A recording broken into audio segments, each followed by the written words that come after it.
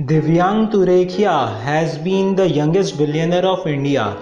He started building businesses in his early teens, and just by the time he was 18, he became a millionaire. Millionaire at the age of 18. How That is cool the is one that that? made me a millionaire. Not only this, because of his passion for aerobatic flying, Forbes featured him as a trillionaire in one of their articles.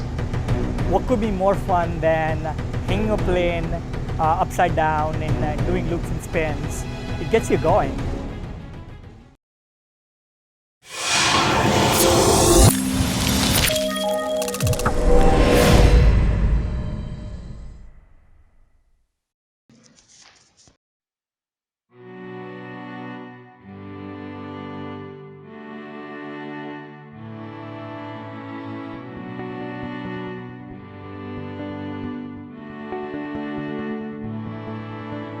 So let's go all the way back to who you were, all the way back. Because your story starts very early. So very, very early, I grew up in Mumbai. So this is the place where I grew up. I came from a not rich Indian family. My dad had moved from a different state, Gujarat, to Mumbai when we were very young. I was just slightly before we were born. And we initially stayed, for example, in when we moved here for the first time, and we stayed in this one-bedroom apartment with a joint family. And this is pretty The common. entire family. 8 people. It One was bedroom. my dad's family, which is me and my brother and my mom, and it was his brother's family. So very different days from today. But it was an amazing childhood. I mean, we had a lot of fun growing up. I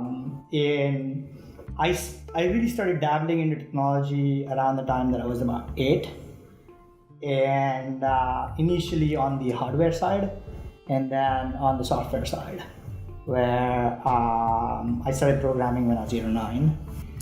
So 1990, 1991 is around the time frame that I started dabbling. So internet is still not fully in It's not in India at all. Internet comes into India in 1995. 95. Okay. So this is pre-internet, as far as India is concerned. What drew you to it? What drew you to? Technology? Yeah.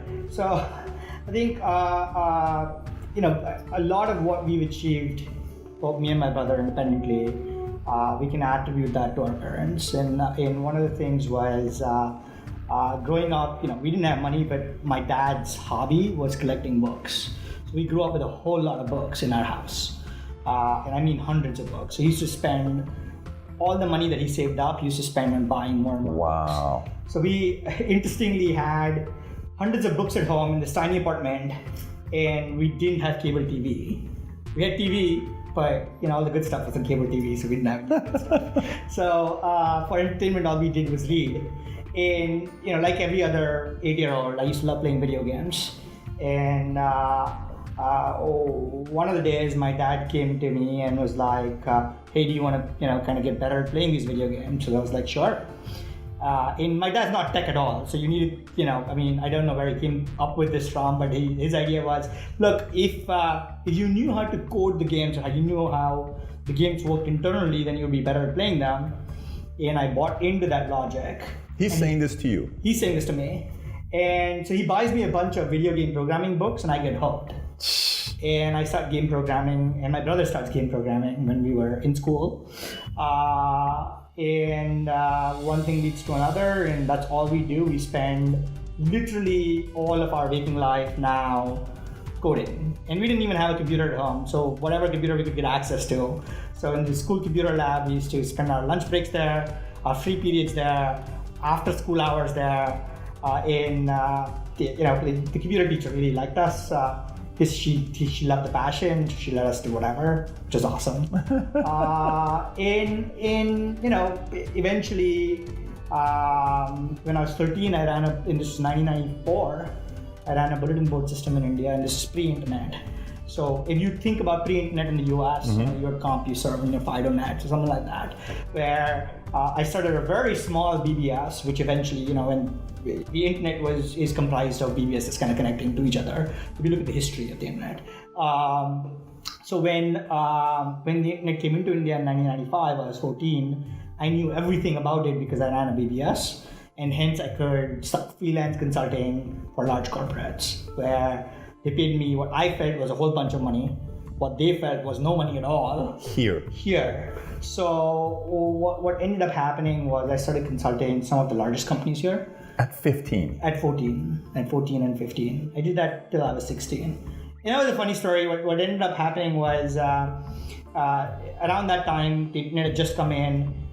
There's a body in India called NASSCOM, which is the National Association of Software and Service Companies in India. They had their first internet conference. And a day before, the conference was going to be there and was going to be held. They weren't correctly set up, and they couldn't fix it, or whoever was there couldn't fix it. And someone somewhere there told them that, hey, there are these kids you can call that might be able to help you. And they called me and my friends, and we went and we fixed it. And what ended up happening post that was anytime any large company had a problem, they spoke to NASCAR and said, we have this problem. They're like, there are these kids you can call. So it was great, because I would have done that work for free, because that's the only way I would get access to really expensive equipment that I couldn't otherwise afford, except none of the corporates knew that. And anyways, as far as they were concerned, they felt like they were paying me nothing. So, and I felt like, wow, this is great pocket money. So it worked well. Unbelievable. Most people can do whatever it is that they want to do, and whatever it is that they want to achieve, they can achieve. It takes a lot of effort, which is obvious. Yeah. And it takes a lot of learning and a lot of evolving, which basically means that you have to, on a weekly basis, look back and see, how could I have done this better? What did I not know? What should I keep learning? Progress doesn't happen overnight, right? Yeah. There's nothing like overnight success. Yeah. So it's important that you realize that whatever you start, it's going to take you somewhere between 5 to 20 years to get to where you want to get to, because you're not going to get there overnight. It doesn't matter what age you are. You could be 50, you could be 60, you could be 10, you could be 25 today. The day to start, if you ever want to start, is today.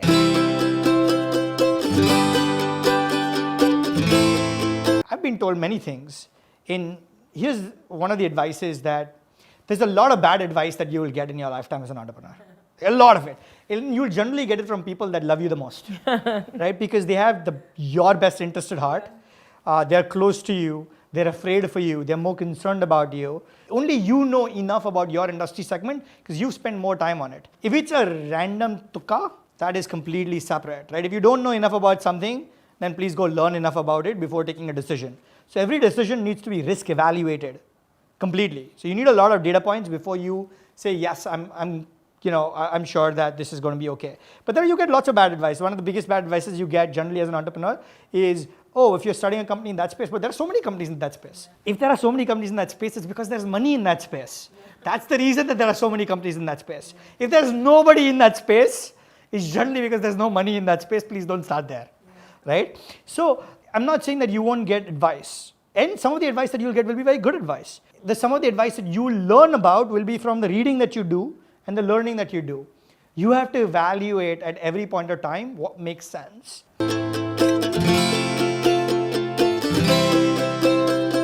My first business that I started with my brother. We started with $500. It was a domain registration and hosting business. It was the most logical business to start in India at the time that we started it. And the reason for that was India had 50 to 100,000 internet users. The only two businesses that made sense for scale was either become an ISP, help everybody in India get connected, or everybody in India should need a website and transact using websites, and you should have an online presence. So domain registration and hosting is the scalable product business. It consistently grew over many years. We started with $500-600. We started with 25,000 rupees, so whatever the equivalent dollar value at the time. Eventually in 2014, we sold it for about 160 million. Whenever you build businesses, one of the important things while you're building them is to keep figuring out what can I do to make something bigger. And one of the important things to help you figure out how to grow anything or build anything is first to identify your core strengths. So you need to know what you're really good at, and you need to know what you suck at also. So I looked at all the industries which use internet tech, and I realized that the two businesses that made sense or were the largest one was mass merchants, and the second business was online advertising. I started thinking about Media.net in 2005. And the idea was the only way to build something large within an industry is you understand the sector first, then you understand what is the niche within a sector that you can become big in. Each business vertical is generally extremely large, and within that business vertical, there are many smaller verticals of different sizes. So my strategy was pick any niche within the online advertising vertical in which I can use my core strengths. Biggest challenge. So Skenzo, which is my domain advertising company, I took from end of 2005 when we started. I started with, like I told you, about $15,000-$20,000. Yeah. It grew very rapidly. End of year one, we were making $1 million a month in net income. That's profit after tax. End of year two, we were making $2 million a month in profit after tax. Around that time, a little after that, we were valued at 225, 250 million-ish. And that industry at its peak was a $2 billion industry in 2007. When 2008 happened, along with the crash in 2008, that industry got wiped out. Yeah, right. That $2 billion industry is now a $200 million industry. And so every day, right from the middle of 2008, we started seeing our revenues decline, and everybody in the industry started seeing their revenues decline. And we're like, that's okay. It's an opportunity, because every change is an opportunity. And we, obviously, our profits were continuing to decline to a point where we almost went to zero. But what we were able to do was still leverage those relationships that we had built up to get into mainstream advertising with Media.net. And at the same time, we took the opportunity of everybody else also crashing, and we bought them for pennies on the dollar, or we powered the technology at the back end, Clever. and we started making a whole bunch of money from them. Clever.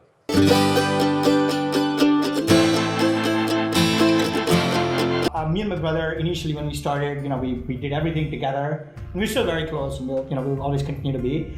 I mean, one of the things that's really interesting is you said you and your brother literally, if you guys are in the same place, you'll stay at the same house. Yeah, we share everything. So when we were kids, we decided, when we were really small, we decided we'll always share everything, and we've always shared everything. It doesn't matter who builds what and who works on what.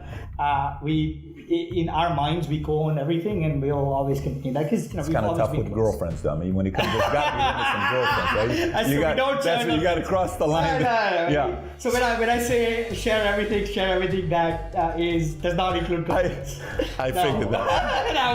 I just want to make sure disclaimer out there. Some brothers say we got to share everything together. So that's kind of cool, because you rarely see the competitive environment. One of the things you told me, which was interesting, is your father kept telling you guys, hey, can you allude to that on what mindsets he put in you guys?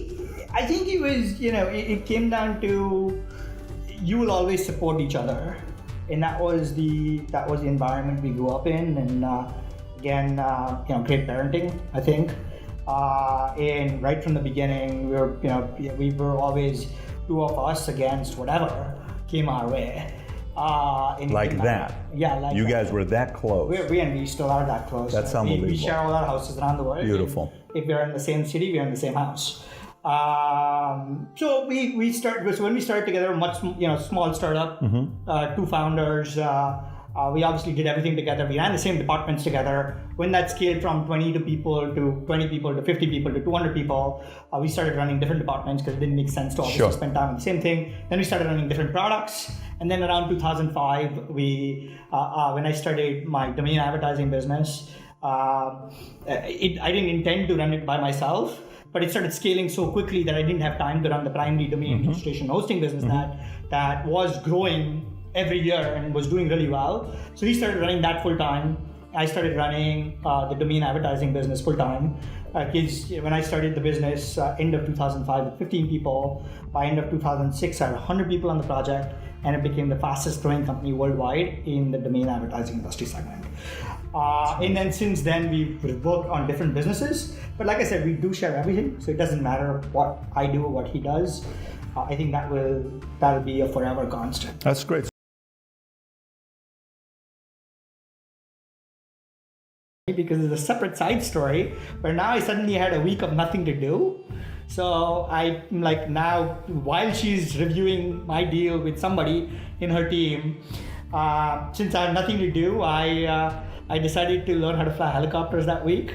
Found an instructor in Malibu, found a helicopter in Knoxville, Tennessee. Both of us flew there, and then I flew a helicopter from Knoxville, Tennessee to New York, and then from New York to LA, 5 days, 52 hours, and that's how I learned how to fly a helicopter. From New York to LA. New York to LA. You flew it. With my instructor. How was that? It was incredible. Think about Route 66 in a helicopter. That's essentially what it was, sort of. You like flying, and not only helicopters. You showed me a video earlier, which I don't know if you can share with other people, but that video you shared with me earlier, it's you flying the plane. Inverted above the water. Is that? Well, it's. Is that really 6 inches inverted above?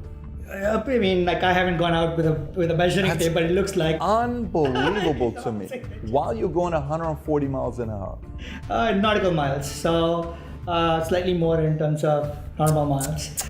Well, I mean, firstly, the faster you go, the more stable it is for that particular maneuver. So you want to be within a specific range. If you go slow, you're going to have a problem and you might, crash. But yeah, I mean, I've always been passionate about flying. In fact, most things that are fast. If it flies, I want to fly it. And I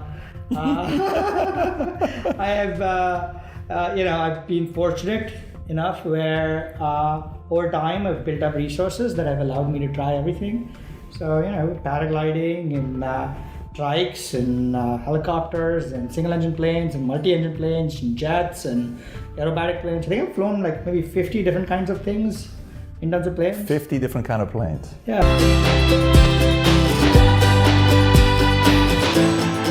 If you think about it as a startup founder, there are many product philosophies that I've built over time through learnings. And one of the core ones has always been, no matter how big a company you are, or no matter how small a startup you are, you always have limited resources. So you could be a startup with 20 people and 10 developers, or you could be a Fortune 500 company in technology with 100,000 people. But if you take a single project, it always has limited resources, and you always run out of resources, which means you could build infinite things. How do you prioritize what to build? In the way I think of it is always prioritize in a descending order of revenue, not just for product, but for every decision that you can make. And that's extremely important. You always should know what you're building, what is that worth? And the way I think of that is, and I've said this before, if you are building something, a lot of people will go to a customer and be like, I'm building this. Do you think it's cool? Almost 99% of the times, the customer is going to tell you, oh, this is so cool. Do you think you'll use it? They'll tell you, absolutely, I will use it. Do you think you need it? They'll be like, absolutely, I will need it. You're asking the wrong question. The right question is, how much will you pay for it if I give it to you? And if they don't pay for it or don't want to pay for it, that's the wrong thing to build. That might be cool to build, but it doesn't make you.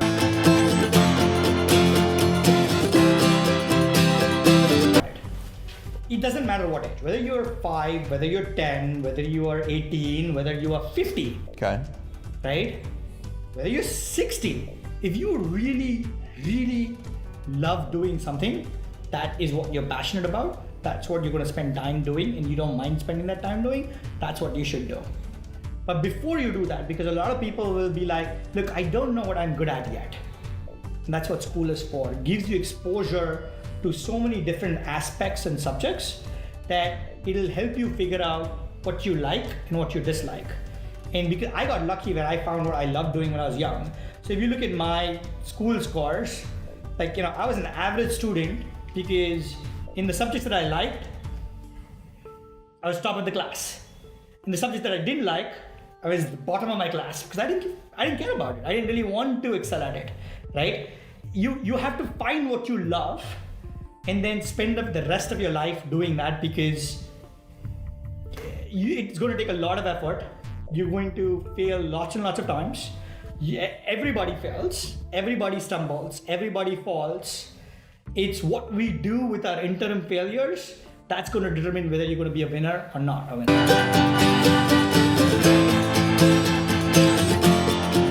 Literally, my dad bought books on every topic. So I had a lot of fiction, a lot of non-fiction.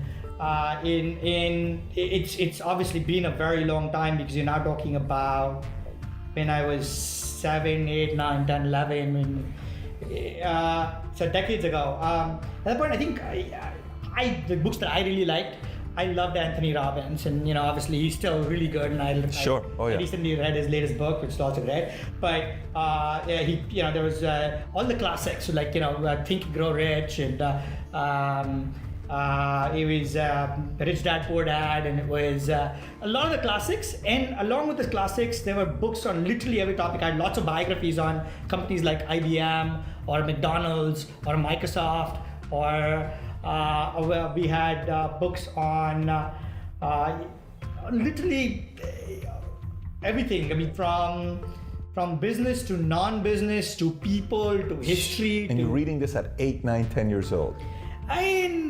Literally, I grew up in a household that only had books, and I, I clearly had no other way of entertaining myself, and I thought that this is supposed to be fun, or at least that's how it was pitched to me, and I knew no better.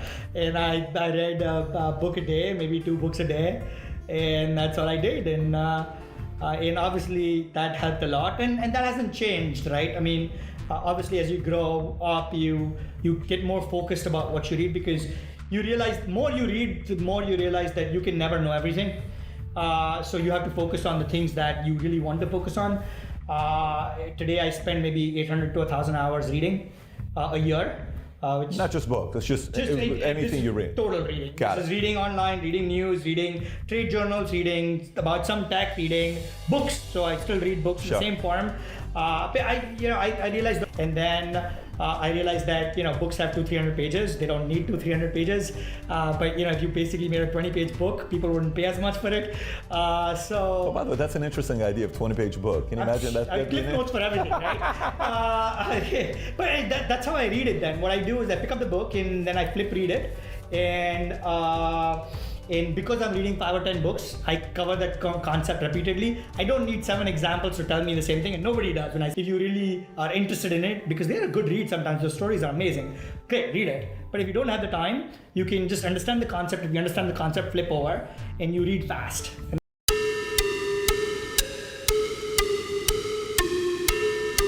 Parts of the competition were Google, but we also partner with Google on many things now. And that's another interesting thing that happens in large industries. Once you get to a certain size and scale, everybody works with everybody, because everybody realizes that there is value in working with everybody else that has scale, because they are good at something that you can leverage. And Google obviously is really good at many things.